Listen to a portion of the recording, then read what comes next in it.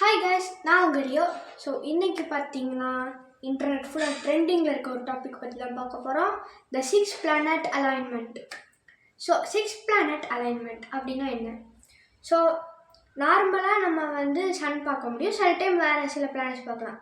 But இந்த ஜனவரி month 6 planet வானத்தில் தெரியும். இது பார்த்திங்கன்னா இங்கே இருக்கிற இந்த ஸ்ட்ரெயிட்டாக இருக்கிற மாதிரிலாம் இருக்காது பிளானட்ஸ், அப்படி ஆகும். ஆனால் அதுக்கு 396 பில்லியன் இயர்ஸ் ஆகும். ஸோ அது பார்த்திங்கன்னா ரொம்பவே நடக்கிறது கஷ்டம்.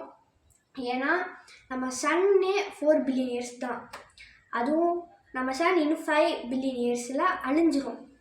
ஸோ இந்த பிளான் ஸ்ட்ரெயிட்டாக வரணுன்றது நடக்கும். பட் அது நடக்காமல் இருக்கிறது அதிக சான்ஸ் இருக்குது. ஸோ இப்போ இந்த ஜனவரி மந்தில் நம்ம நல்லா பார்க்குற நாள் பார்த்திங்கன்னா 21st ஜனவரியும் 25th ஜனவரியும் இந்த பிளானட்ஸ் எல்லாமே கிளியராக தெரியும். பட் அந்த 2 நாள் மட்டும் இல்லை, இந்த ஜனவரி மந்த் ஃபுல்லாகவே நம்மளுக்கு இந்த பிளானட்ஸ்லாம் தெரியும். இப்போ பார்த்தீங்கன்னா கொஞ்சம் இருட்டின அப்புறம் நீங்கள் இதை போய் பார்த்தீங்கன்னா கிளியராக தெரியும். அதுவும் டெலஸ்கோப்பெல்லாம் வச்சு பார்த்தீங்கன்னா சாட்டர்ன் ரொம்பவே கிளியராக அதோட ரிங்ஸ் எல்லாம் தெரிகிற மாதிரி இருக்கும். மெர்க்குரி பார்க்குறது மட்டும் கொஞ்சம் கஷ்டம், ஏன்னா அது மெர்க்குரி பார்த்திங்கன்னா காலையிலே இருக்கும். அப்புறம் வீனஸ் நம்மளுக்கு நல்லாவே தெரியும், அதான் இருக்கிறதுலே பிரைட்டாக இருக்கும். மார்ஸும் ஒரு ரெட் கலரில் இருக்கும். ஜூபிட்டர் கொஞ்சம் பெருசாக இருக்கும். அண்ட் சாட்டர்ன் பார்த்திங்கன்னா அதுவும் பெருசாக இருக்கும், அதனால ஈஸியாக ஃபைண்ட் பண்ணலாம். இப்போ இந்த பிளானட் சோலார் சிஸ்டம் இருக்குது. ஸோ இந்த சோலார் சிஸ்டத்தில் இருக்கிற இந்த பிளானட்ஸ் பார்த்திங்கன்னா நம்மளுக்கு இந்த பிளானட்ஸ்லாம் இருக்குது.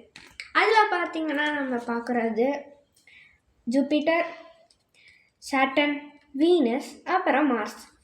அப்போ இந்த யுரேனஸ், நெப்டியூன், அப்புறம் இந்த யுரேனஸ் நெப்டியூன் ஏன் வரலன்னு பார்த்தீங்கன்னா யுரேனஸும் நெப்டியூனும் ரொம்பவே தூரத்தில் இருக்குது.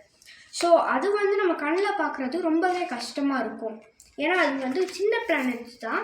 ஸோ அது பார்க்கும்போது கொஞ்சம் கஷ்டமாக இருக்கும் நம்மளுக்கு பார்க்குறதுக்கு. அதனால் ஹை குவாலிட்டி டெலஸ்கோப் வச்சுருந்தோம்னா கண்டிப்பாக அது பார்க்குறதுக்கும் வாய்ப்பு இருக்குது. நைட் எல்லோரும் வெளியே போய் பாருங்கள், கண்டிப்பாக அது வானத்தில் தெரியும். ஸோ தேங்க்யூ ஃபார் வாட்சிங்.